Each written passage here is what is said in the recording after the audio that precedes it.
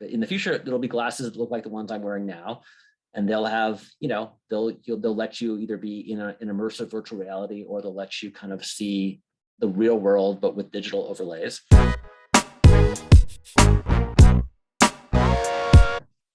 So welcome everybody to our first meeting of our club, Career Explorers. It basically is the first series of lectures of hopefully many to come. And so this is going to be a once a month thing, or likely once a month thing, just starting today. And we hope that this club will eventually grow to a size where it can create a lasting impact on the school and the students. So in order for them just learn about various careers, I guess.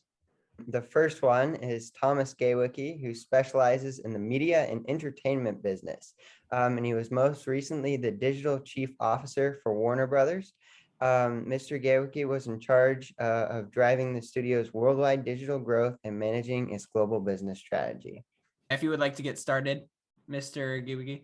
Awesome. Well, cool. Thanks a lot. Thank you very much for having me. This is really cool. I think it's a great idea. And I hope you guys keep doing this, because I think it's a really smart and fun way to kind of, just learn about different careers and industries and stuff. And so I think you said you wanted me to talk a little bit about sort of my job at Warner Brothers, and also just kind of career and sort of how I ended up there. And so maybe I'll speak a bit about that, and then ask any questions on throughout the process, or I'll certainly have time at the end for questions too.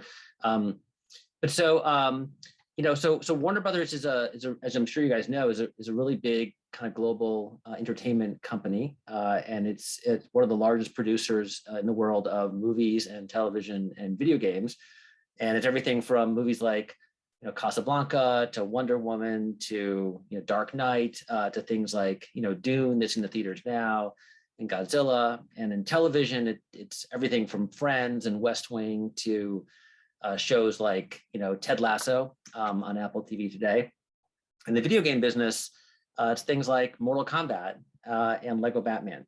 And Warner Brothers has been in business for about 100 years, and it's been sort of making movies and TV shows for as long as those mediums have existed. And it's a really big and profitable company, and it has a lot of pride in its creative legacy. And that's sort of a big part of how it thinks about itself. And my job at Warner Brothers was basically to try to help the company manage the opportunities and also often the risks to the business of new technologies and new platforms and new business models that are coming into the marketplace. And so, for example, trying to figure out what to do about Netflix and its growth as a really disruptive way of bringing content to consumers. 10 years ago, Netflix was really not very big as a business and didn't have too much of an impact on the traditional media industry.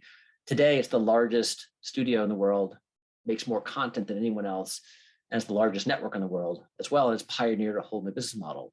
Or another example is kind of trying to decide whether we should release movies exclusively in theaters, which is the way we always used to, or make them and send them directly to services like Netflix or HBO Max or Disney Plus without putting them in theaters, or do it simultaneously, trying to make those decisions, or looking at the significance of technologies like augmented reality and virtual reality, which lets you create like totally new kinds of entertainment, and trying to figure out what that means for the future of storytelling and what it means to be a creator or a filmmaker or even a game maker when those technologies exist. Or things like, we spend a lot of time looking at the Epic Unreal 5 engine, which is the software platform that is used to make Fortnite, among other games. And it also can be used to make movies and television shows. It can be used for sort of very photorealistic production. And so, one of the things we did right before I left Warner Brothers last year was build a big, what's called an LED stage, a new kind of sound stage for making movies and TV shows, where instead of having just a physical set, we would have a massive LED screen on which we were running the Unreal Engine and on which we were rendering all the visual effects in real time while the actors kind of walked in front of the screen, and then sort of filming the movie or TV show with the visual effects in real time as the actors acted, which is something that was never possible before. We used to have to spend months after the fact rendering the visual effects on computers. And so my job is to sort of spend a lot of time learning about those technologies and those business models early on before they were before they were successful in the marketplace, and then try to figure out how the company should react to them and whether we should change what we were doing. And it wasn't something I did on my own. I worked with lots of different parts of the company. And in fact, the really central part of the job was to work with every division of the company to try to talk about those technologies and business models early, to try to make sure that people were aware of them, and to have lots of conversations and ongoing discussions about what we should do and how we could keep growing as a company as the marketplace changed around us. And one of the biggest things, and it's something that has been really important throughout my career, was to try to help the company have a culture of innovation and comfort with change, and to basically move faster. Because one of the great things about a big company like Warner Brothers is that it has a huge amount of money, a huge number of people, and if it decides to do something, it can do it at very large scale. But at the same time, it has a lot of disadvantages, including the fact that big companies tend to be very wedded to doing things the way they've always done them, and they don't like to change very much, and they tend to be very slow. And it's really bad to be a slow company that doesn't like to change when you have companies like Netflix and Google or TikTok or Facebook out there making the marketplace change in a really radical way. So that was the job that I had. And it's a very, very fun, interesting way to kind of look at the marketplace. And then I'll talk for a second about how I got there. So I had three jobs in the past 30 years. I worked at a computer magazine company, and I joined it when there were no online magazines, and I helped it build a bunch of online magazines. I worked at a record label, Sony Music, and I joined Sony Music when music on CDs was the main way in which music was distributed.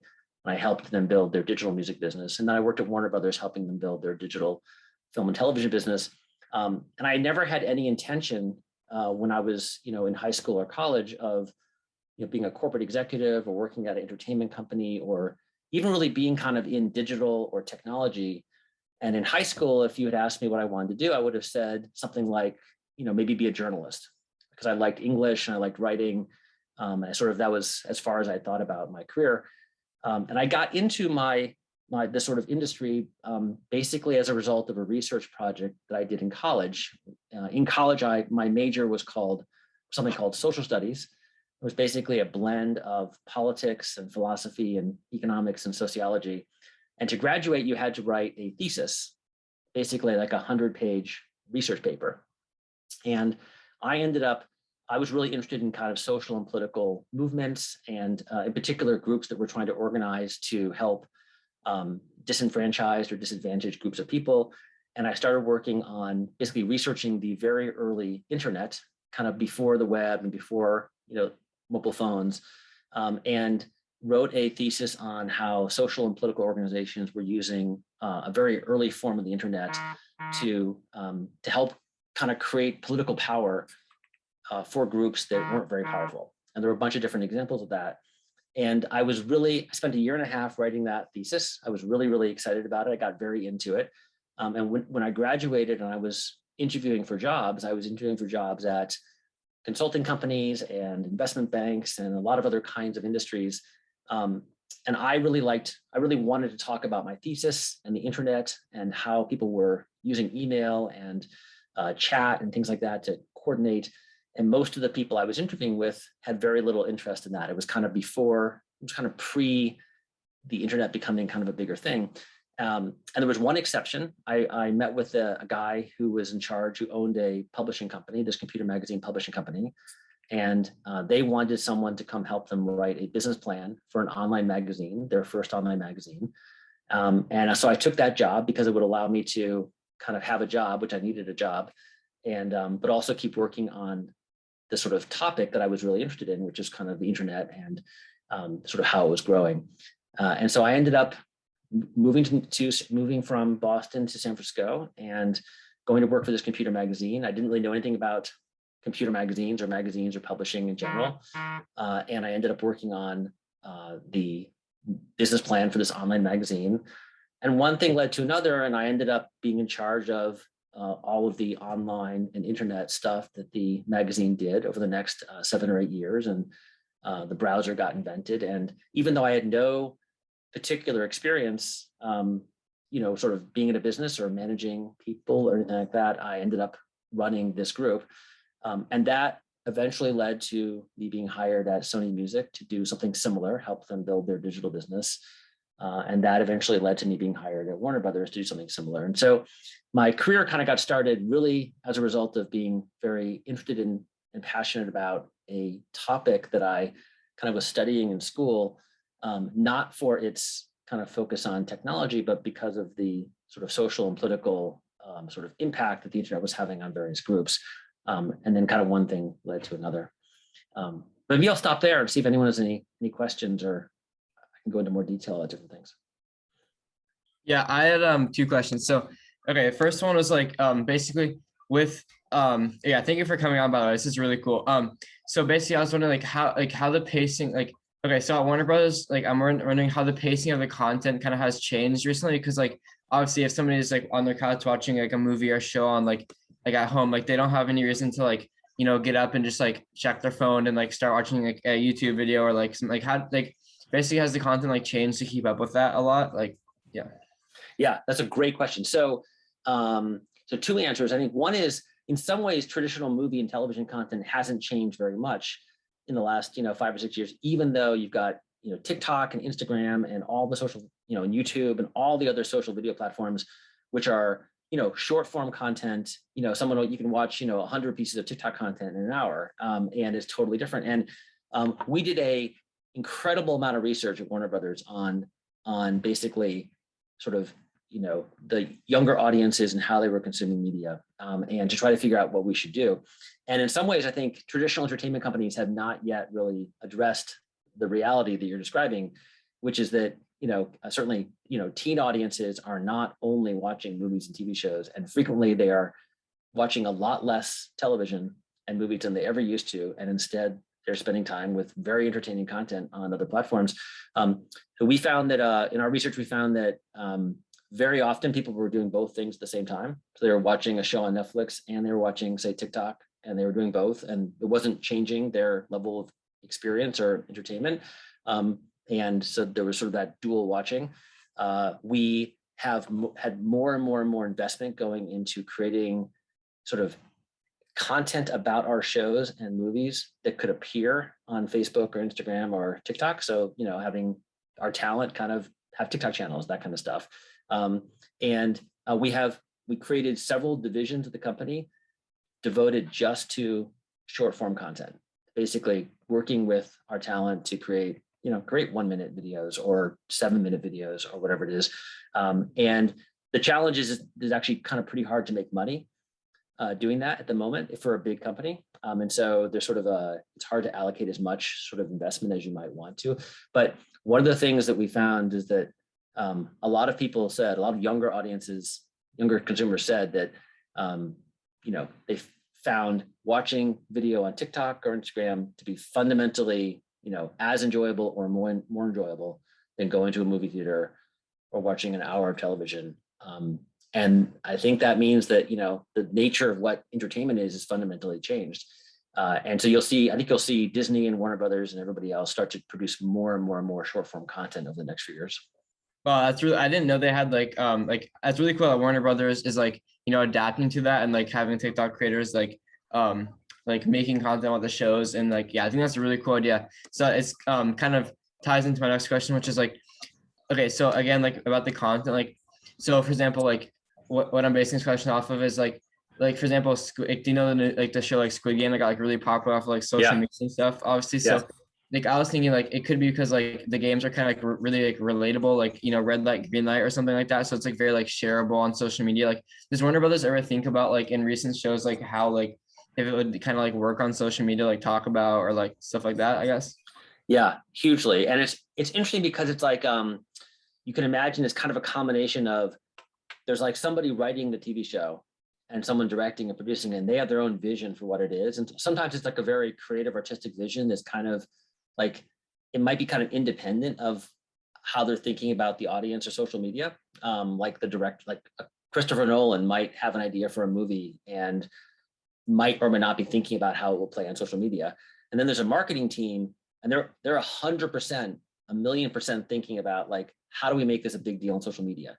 How do we make it shareable? How do we make it as like viral as possible? How do we create something that's participatory? Can we create a meme from some content, and they're completely focused on that. And then often the actors and actresses in the show itself, sometimes they themselves are, social video talent, or have big followings and will kind of bring their fans along that way. So it's definitely a big piece of it. And I would say that, you going back to that question of sort of like big companies don't change very quickly.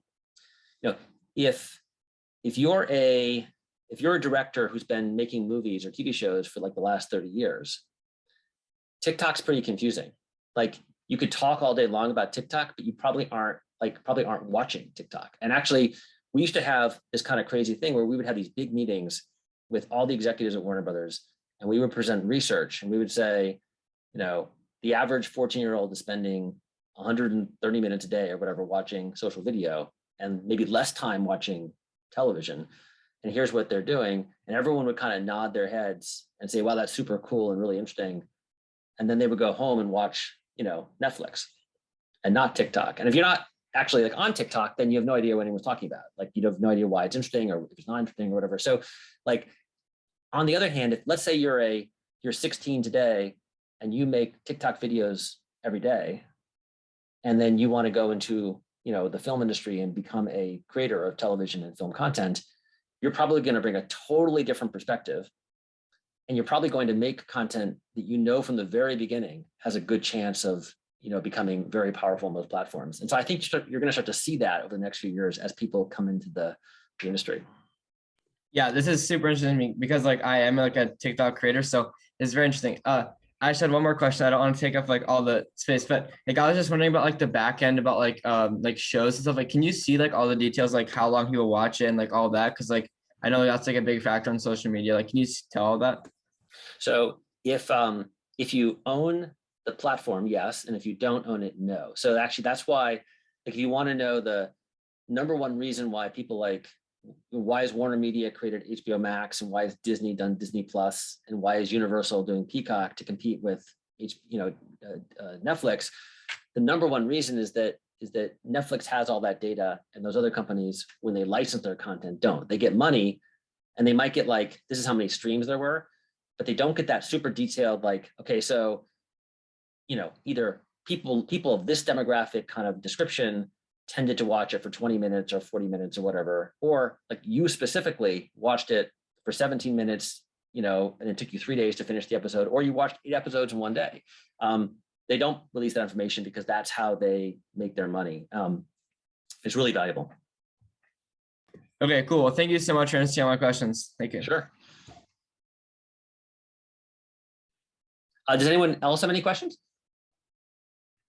I had a question. I was interested. You said that Warner Bros., because it's a big company, is kind of hesitant to change, like especially technology wise. How do you kind of convince them to be more up to date with technologies? So basically, 3 different things. One is by sort of like showing people how cool stuff is. So like with virtual reality and augmented reality, we would bring companies in to do demos and say, like, go to directors and say, and producers and studio executives and say, here's the amazing thing that you could create if you use this technology. And sometimes the question is sort of like, when is the right time to kind of bring something to market? But so showing people how cool stuff is one thing. Second thing is sort of, that's sort of the carrot, the sort of the stick, which is kind of like, hey, if we don't move, if we don't sort of take a step, then something bad is going to happen to us. So we did that a lot with Netflix. For a long time, while Netflix was growing, there were many, many people in the industry who kept saying, look, this Netflix loses money. Who really cares about streaming? I can't imagine a future in which anyone's going to go to Netflix before they go to NBC or go to the movie theater. And, over time, the Netflix business model turned out to be the absolute dominant, successful business model. But we spent a lot of time sort of saying, here's what will happen if Netflix gets big enough.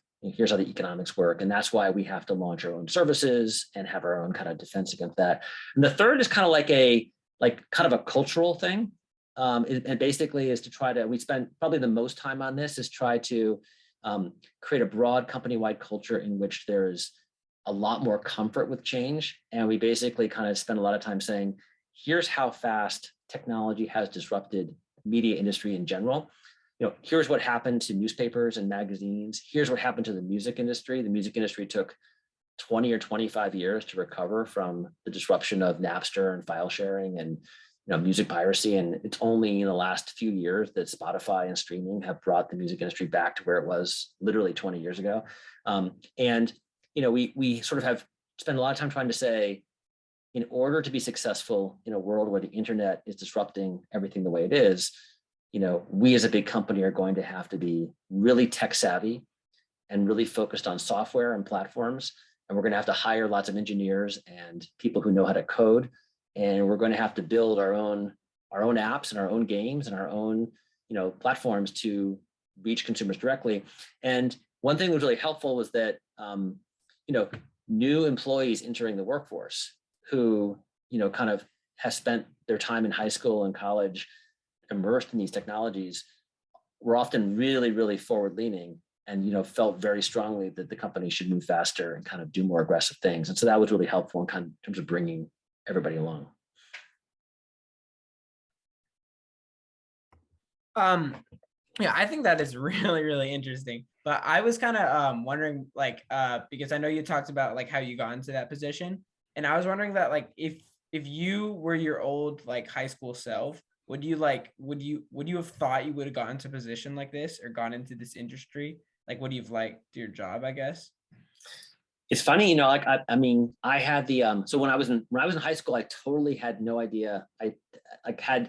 I'd never heard of the internet. I'd never sent an email. I'd never, I hadn't really learned a lot of the, even taking classes in most of the academic topics that I then found really interesting in college. And so I was in high school, I would have been surprised if you had said that I would kind of end up here. And on the flip side, I had the really enjoyable experience of being in a career that I loved the entire time that I was in it. I got to sort of work on a topic that I was super passionate about. I spent sort of my entire kind of time in those three companies kind of being the person who was learning about new technology and building new businesses kind of that were growing very rapidly because they were the new digital businesses at times when the traditional business was collapsing. So I was working on online magazines and online advertising right when the web was being invented in the 90s, while the traditional print magazine business and print advertising kind of went away. And companies like Google and Facebook became the primary place where advertising happens. I was working in the music business. I was kind of, developing new ways to sell music digitally and streaming music and ringtones on phones at a time when the sort of sales of physical CDs were declining very rapidly. And so, I ended up in these jobs where I was able to be working on really new things that were really important to the companies I was in, while those companies were kind of under attack by new technologies that were disrupting them.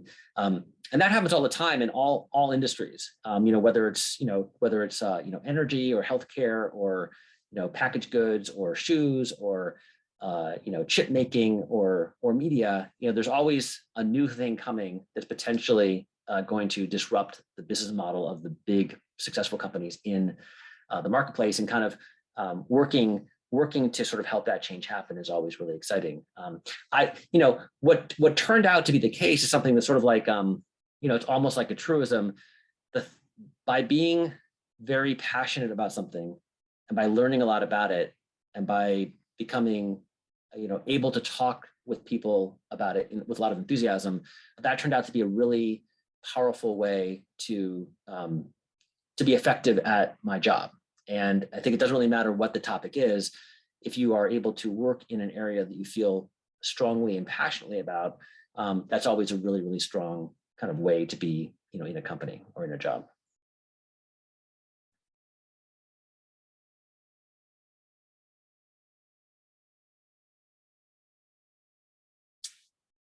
Does anyone else have any questions about anything?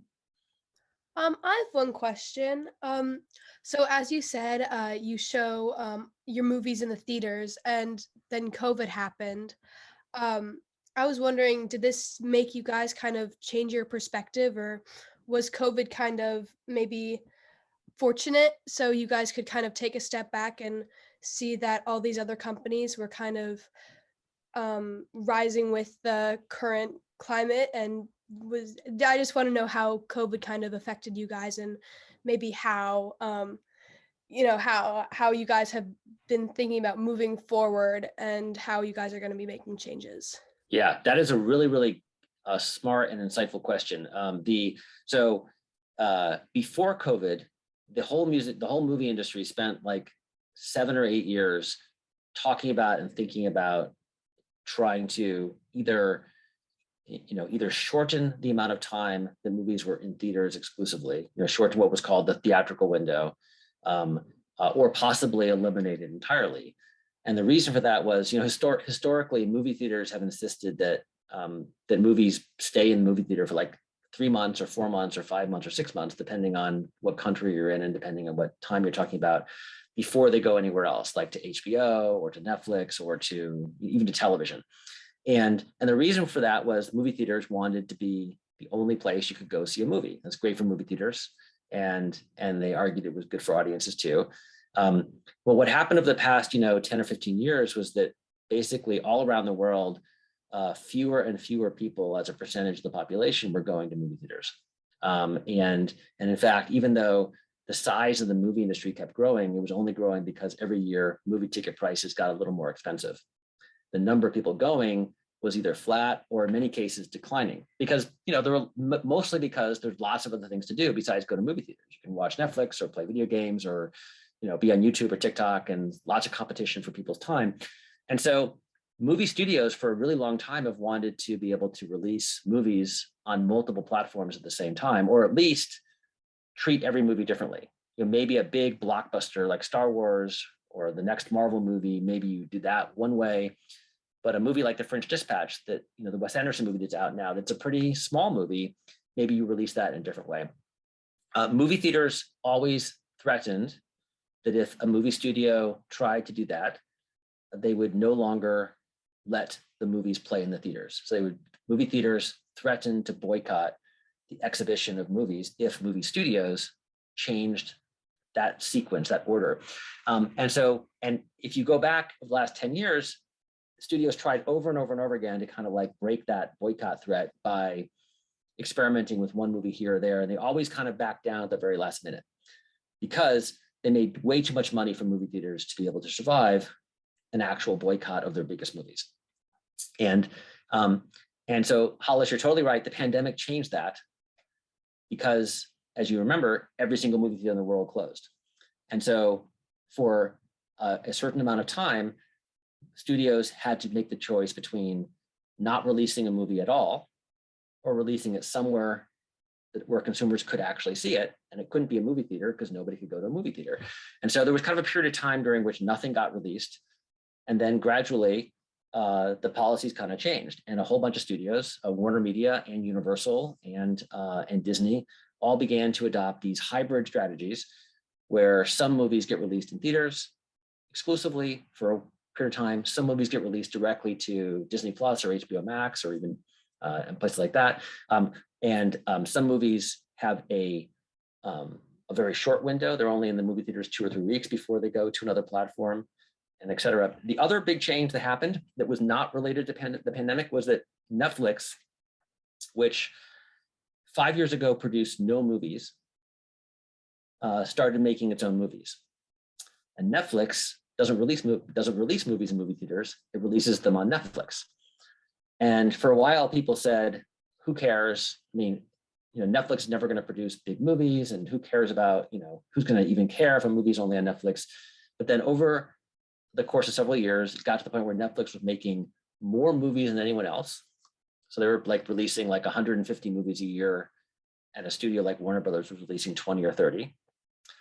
And because Netflix had like 200 million people on the service, and because they were releasing their movies globally, lots and lots and lots of people were watching them. So tens of millions of people were watching the movies that Netflix released, and very often tens of millions of people weren't watching the movies in movie theaters.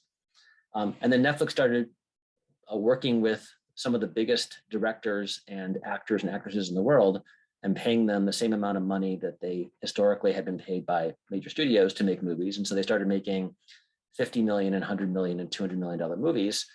And it turned out that, as you might expect, directors didn't really mind releasing their movie only on Netflix if they were getting paid the same amount of money to do that as they would have been to release it in theaters.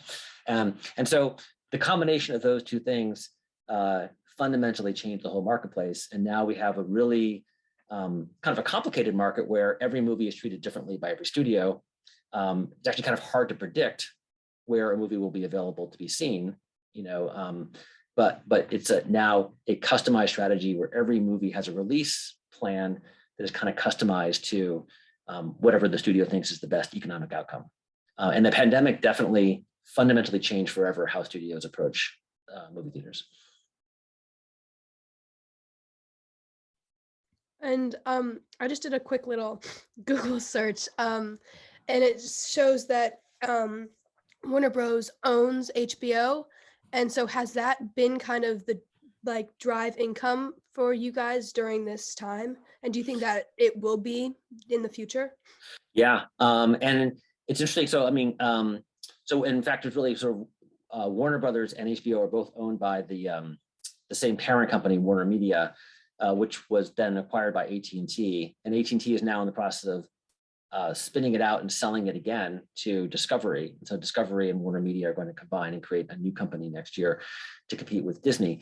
But yeah, so basically a few years ago, the company decided to kind of reposition HBO and make it into a direct competitor of Netflix, because Netflix had become so big that everyone concluded that if there wasn't a way to compete directly with them and own consumer relationships directly, then long term the business would really suffer. And in fact, all the big entertainment companies did the same thing. So Disney created Disney Plus, Warner created HBO Max, Comcast, which owns Universal and NBC, created the service they call Peacock. Paramount created Paramount Plus. Amazon obviously has Amazon Prime. Apple has Apple TV. And all of those companies are competing to try to create multi-hundred million global subscriber bases. And all of them are now, all the big studios used to license most of their content to companies like Netflix. And now they are withholding all of that content from Netflix and directing it all to the services that they own. And so, for example, Warner Media used to, so if you ever watch Friends on Netflix, for example, you may know that that at a certain point about a year ago, it stopped being on Netflix and moved to HBO Max. And the same is true for shows like West Wing and lots of other TV shows. And that was a very deliberate strategy to take content away from Netflix, who used to be kind of a partner, but is now an arch competitor, and bring it to HBO Max, which is the service that Warner owns, in order to make that stronger. And that will keep happening. I think you'll see over the next few years, all those services will do that. And Disney does that with Disney Plus as well.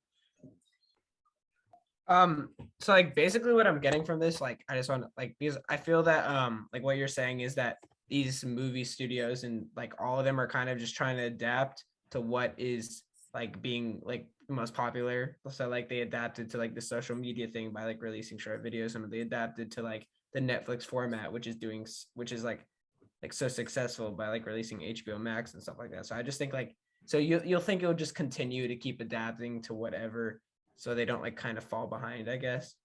Now there's Facebook Meta, so maybe adapt to that. Well, it's a really good, so yes, so the thing about these companies is they are another question you might ask is why aren't they the ones who invent Netflix or TikTok in the first place? That's the big, if you work at a company like this, in a job like the one I had, that's the agonizing question you're always asking, how do why can't a company that already is really big and has all these resources, why doesn't it innovate as quickly as new startup companies do? And the history, there's a lot of reasons for that. And one of them is that when you have something that's working, you tend not to want to, do something to mess it up. And so you tend not to sort of change it. And then somebody else comes along and says, hey, look how much profit that big company is making. Maybe there's a way for us to take some of that profit by innovating aggressively in the space they're in. And that's sort of how the dynamic works. And the big company can either respond really quickly, which is increasingly what like movie studios do, or it can respond slowly. If it responds slowly, it'll tend to get very harmed by the changes. The music industry is really the classic case of that. The music industry took about 8 or 9 years to respond aggressively to the emergence of digital music. And a big part of that was that they just didn't want to believe what was happening. And they sort of waited and waited and waited until it was almost too late. Movie studios saw what happened to the music industry and vowed that they would never allow themselves to be disrupted in quite the same way. And so they've been more aggressive. However, the most successful industry has been the video game business, which never stopped growing, is now 3 times or 4 times as big as the movie business. And it was never harmed by digital or mobile or the internet. It just sort of absorbed all those technologies. And because it was a sort of software business to begin with, sort of games are software, and today games are increasingly are in the cloud, and it just adapted really quickly. And so video games are actually the sort of the best example. And the real lesson in all that is sort of that, media companies have to become technology companies.